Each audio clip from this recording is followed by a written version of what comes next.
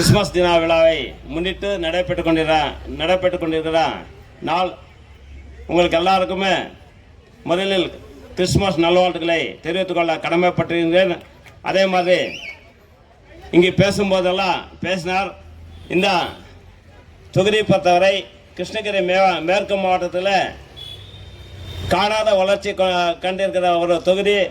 ஏனென்றால் எத்தனை ஆண்டு காலம் செய்யாத பணிகளெல்லாம் செய்து முடிக்கப்பட்டிருக்கின்ற ஒரு தொகுதி. இந்த ஓசூர் சட்டமன்ற தொகுதி பொறுத்தவரை பல்லாயிரம் கோடி கேட்டு சட்டமன்றத்தில் குரலிட்டு நம்முடைய மாண்புமிகு முதலமைச்சர் அவருடைய இடத்தில் சென்று இந்த மாதிரி பணிகளெல்லாம் தேவை என்று கேட்டு இந்த சட்டமன்ற தொகுதிக்கு கொண்டு வரப்பட்டு பணிகளை நிறைவேற்றப்பட்டிருக்கிறது.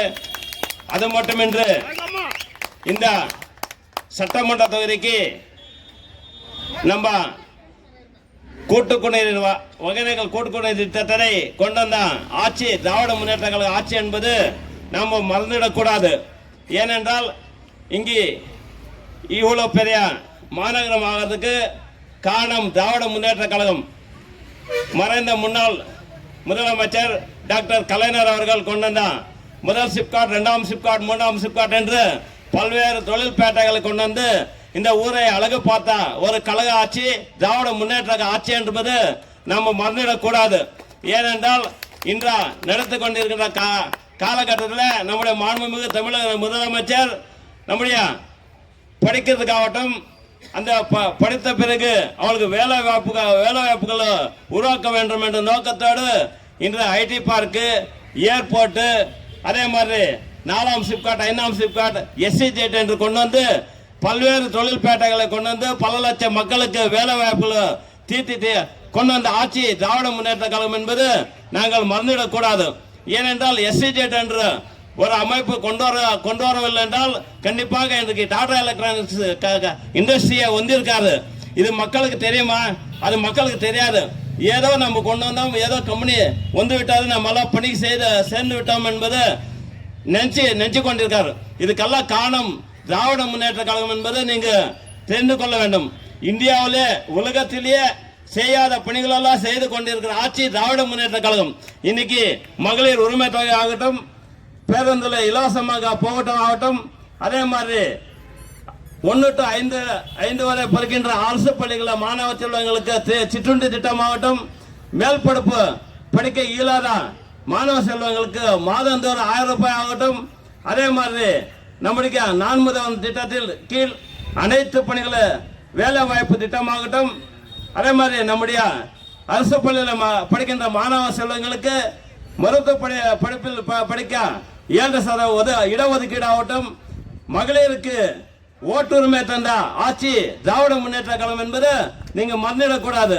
சொத்தில் சமபங்கு, இந்த மாதிரி சட்டங்கள் எல்லாம் கொண்டு வந்த ஆட்சி திராவிட முன்னேற்ற கழகம் என்பது நீங்க வருங்காலத்தில் எந்த கட்சி கொம்புனாலும் இந்த ஒசூர் சட்டமன்ற தொகுதியை திராவிட முன்னேற்ற கட்சி கோட்டையாக இருக்கும் என்பது சொல்ல கடமைப்பட்டிருக்கின்றன.